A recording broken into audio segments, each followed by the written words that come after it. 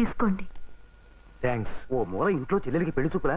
ఈ విధంగా టోర్నమెంట్స్ వాడు తలకాయ మినిట్స్ అని లేదు చక్కా పోతాడా? ఏం పర్లేదు. ఏమయ్యా దివాకర్, నువ్వైనా వాడు కొంచెం గట్టిగా బుద్ధి చెప్పవయ్యా.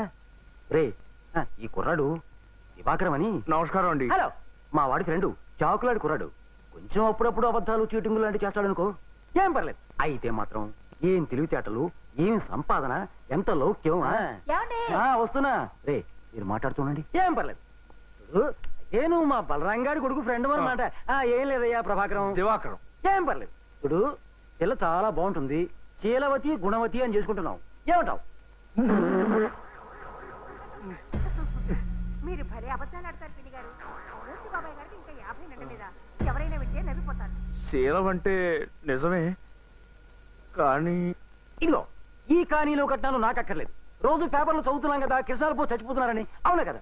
అదేనండి, చావు గురించి చెప్పాలంటే వెనకడు కుర్రాడు కూడా చచ్చిపోని పెళ్లి చూపులు అవుతుంటే చావుల గురించి నా దగ్గర చెప్పకు. నేను అస్సలు వినలేను. ఒక్కడే కొడుకు, కట్నం ఆశ లేదు, పిల్ల గుణవంతురాలు చాలు, అందుకే చేసుకుంటున్నాం. అంచేత ఇదిగో ఈ పెళ్లి ఇలా జరిపించేసామంటే ఇక నాకు కావాల్సిందల్లా అమ్మాయి తొందరగా నెల తప్పడం. ఏమంటావు? అదే అదే నెల తప్పడం గురించే ఇంత పెళ్లి అయితే కొడుకోవడం చెప్పయ్యా. ఏంటో కూడా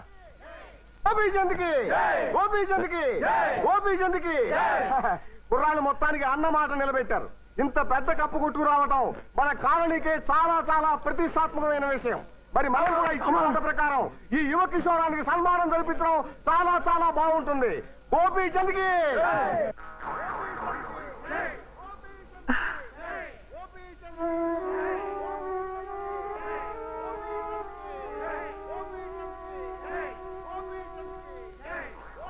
అవ్వు వంకరగా వస్తుంది.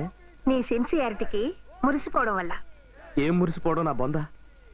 ఆ పెళ్లి కొడుకు తండ్రి ఎదుటి వాళ్ళని పూర్తిగా మాట్లాడకపోవడం వల్ల బ్రతికి బయటపడ్డాను కానీ లేకపోతే వాళ్ళ గోపిచంద్ గారి చేతిలో నాకు బరిత పూజే. అబ్బా ఇంకెంత. ఈ రోజు మార్చి 30, ఇంకొకే రోజు.